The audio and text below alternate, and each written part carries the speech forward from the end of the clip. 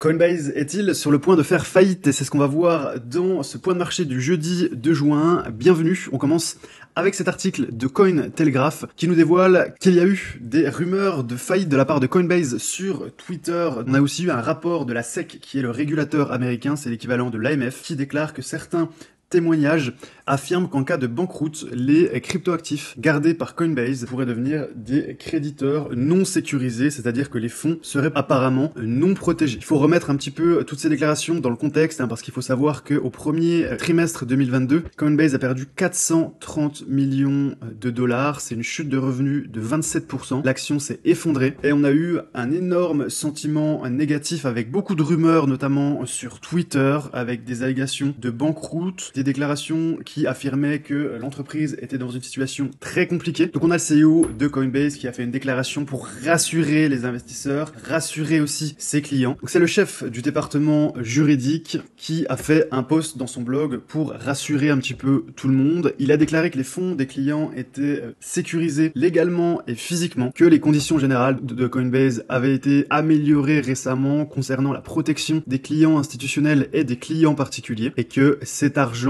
il est conservé physiquement et que Coinbase n'utilise pas cet argent pour investir si ses clients ne lui demandent pas. Il a fait un post aussi sur Twitter, donc c'est Paul Grewal qui nous dit que la question de la solvabilité de Coinbase n'a jamais été posée. Leur trésorerie détient plus de 6 milliards de dollars sur un compte bancaire et qu'ils sont financièrement très solides. Voilà notamment l'un des tweets qui a commencé à semer la pagaille sur Twitter et qui a ensuite été démenti par le patron de Coinbase. Des tweets comme ça, on en a eu énormément ces derniers jours, mais apparemment Coinbase a les fonds nécessaires d'après son CEO et d'après son équipe. Un rapport très optimiste qui a été sorti par le très sérieux The Economist concernant la vision des investisseurs de l'écosystème crypto et blockchain. On a 9 investisseurs sur 10 qui déclarent que leur intérêt pour les crypto-monnaies a augmenté durant ces 3 dernières années. 74% des sondés estiment que les NFT sont une classe d'actifs qu'il faut acquérir et trader.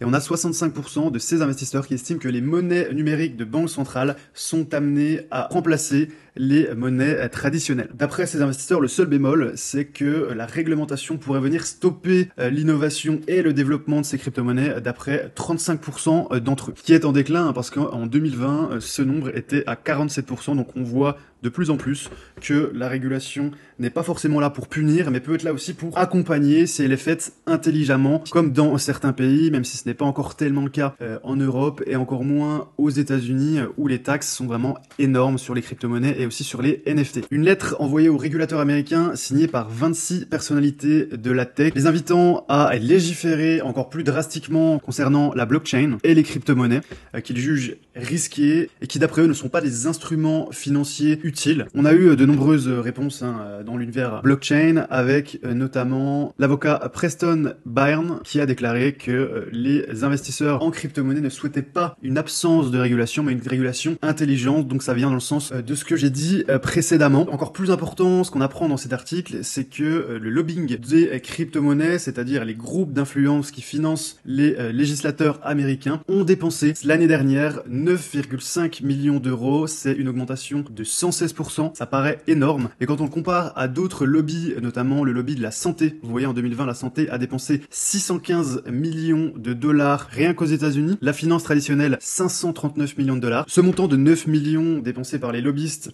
de la crypto-monnaie, il est à mettre en rapport avec les lobbies des avocats qui avaient dépensé 15 millions de dollars en 2020. Vous voyez que c'est vraiment une goutte d'eau par rapport à certains secteurs, même la défense, plus de 100 millions par an. Le plus important, c'est la santé. Je ne pensais pas que la santé était un tel lobby, 600 millions de dollars. Devant la finance, les assurances et l'immobilier combiné. La Corée du Sud, toujours en avance dans cet écosystème crypto, le gouvernement vient d'investir 223 millions de won, c'est l'équivalent de 177 millions de dollars, dans divers projets de métavers. C'est assez avant-gardiste à la fois comme méthode d'investissement, d'avoir un gouvernement qui a une forme de fonds souverain qui investit dans les technologies de pointe, mais en plus, pour investir dans un secteur aussi précis, le métaverse, on a clairement en Corée du Sud des législateurs et forcément un peuple qui est très éduqué pour avoir des gouvernants aussi avant-gardistes. Le créateur de Netscape, qui était l'un des premiers navigateurs sur Internet, vient de déclarer que le Web 3.0 était comme le début de l'ère d'Internet dans les années 90. Pour lui, c'est comme le début d'Internet, c'est clairement un mouvement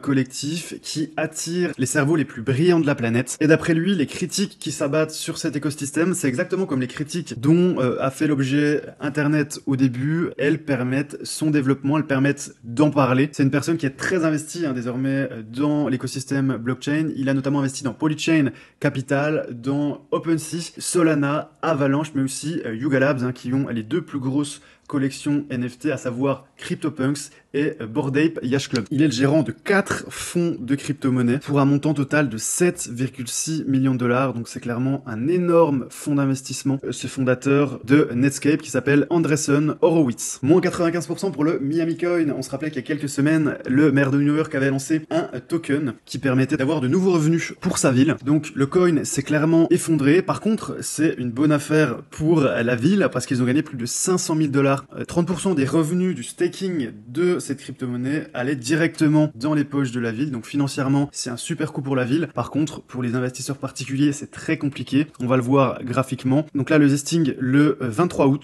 c'est vite redescendu. Et vous voyez que depuis le point haut, on a perdu plus de 95%, donc là on n'y touche pas, c'est revenu quasiment au cours d'introduction qui était à 1 centime. Donc là tout le monde a quitté le bateau, c'est clairement pas le moment d'acheter le Miami Coin si jamais vous étiez tenté. Autre crypto dont on parle, là c'est dans le journal du coin, on nous parle de US qui se préparait pour une seconde jambe baissière. Le token du projet Ultra, donc ce qu'on voit sur US, c'est que on a perdu, depuis le haut, on a perdu 85%. On vient de casser ce support des 0,47. Donc oui, c'est clairement possible que ça redescende. De toute façon, ce genre d'altcoin, vu les conditions de marché, ne remontera pas tout seul sans que le Bitcoin remonte. Donc pour l'instant, le Bitcoin est dans une période compliquée autour des 30 000. On est dans un range, on est dans une période d'indécision. On n'a pas de grosses reprises du Bitcoin. Ce n'est pas ce genre de crypto-monnaie qui va repartir toute seule contre le marché. Donc il faudra attendre dans un premier temps que le Bitcoin se reprenne, que la dominance du Bitcoin devienne de plus en plus faible, et ensuite les altcoins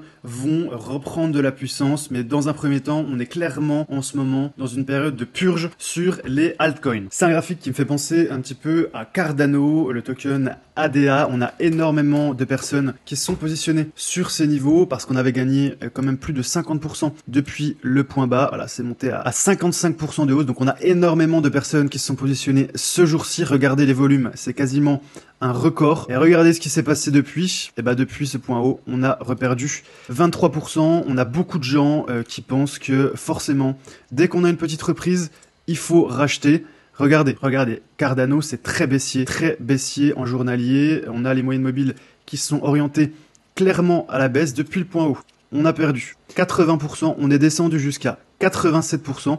Donc vous voyez que même quand on perd 88%, on peut gagner 50%. Là, c'est en général, voilà, on peut gagner 50%. C'est en général après les 50%, quand tout le monde en parle, que les investisseurs particuliers arrivent. C'est confirmé par les volumes. Et ensuite, eh bien, ça peut reperdre 20%. Donc faites attention, on peut tout à fait perdre aussi 80%. Et si on redescendait, regardez juste ici, on repère 45%.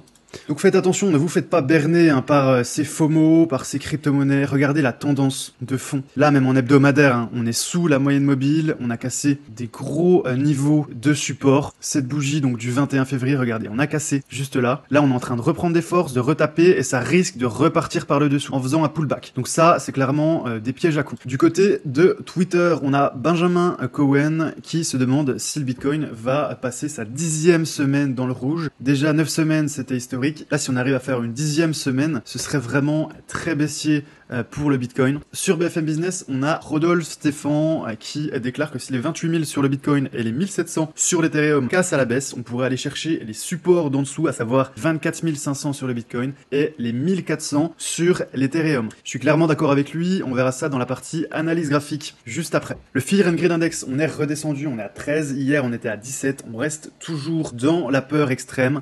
Les marchés n'ont pas envie de remonter. Et sur 24 heures, on est plutôt dans le rouge. hein, à part Cardano qui gagne 2%. On a moins 1% sur le Bitcoin, moins 3% pour Ethereum qui décidément a une semaine très compliquée, moins 6% pour Ethereum, alors que sur Bitcoin, sur 7 jours glissants, on est quand même à 2% de hausse. Moins 2% pour XRP, moins 5% pour Solana qui a connu une nouvelle interruption sur sa blockchain de plus de 4 heures. Solana, c'est génial, c'est moderne, mais en termes de fiabilité, c'est clairement catastrophique. Et Dogecoin, moins 3%. En termes de secteur, on a les fan tokens qui ont gagné 4,2%. On va voir ça en détail juste après. C'est un secteur qui m'intéresse beaucoup. Ces jetons de club de football Move to Earn qui se ressaisit à 3,7%. Et on a notamment les écosystèmes DAO Maker et Cardia Chain qui sont à plus de 3%. Alors qu'est-ce qui s'est passé sur le secteur des fan tokens? On a le Rangers Fan Token qui a explosé de 63% en 24 heures. C'est assez impressionnant. C'est le fameux club écossais des Glasgow Rangers. Il y a une communauté, il y a toujours une ambiance de dingue dans ce stade pour ceux qui s'y connaissent un petit peu.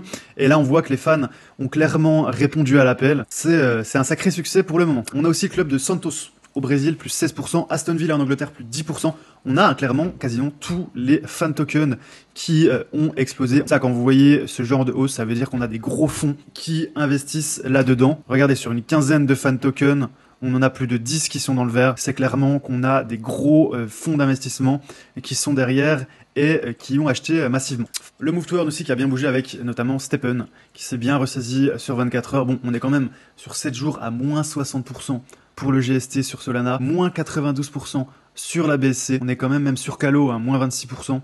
C'est quand même des secteurs qui sont en train de souffrir fortement. Le seul qui résiste bien, c'est Virtual, qui a gagné 2% sur les dernières 24 heures et plus de 5% sur 7 jours glissants. Allez, on jette un œil au Bitcoin. Donc voilà ce qui s'est passé hier. On a eu une grosse bougie d'avalement baissier. Le scénario qu'on redoutait a eu lieu. Après ce breakout avorté, ce doji, bougie d'avalement baissier. Là, on est en train de retaper sur ce niveau des 30 000. Pour l'instant, on est en train de remonter légèrement. Le problème, c'est qu'on a réintégré clairement ce range qui est juste ici entre les 27 900 et les 31 400. Donc pour l'instant, c'est très indécis.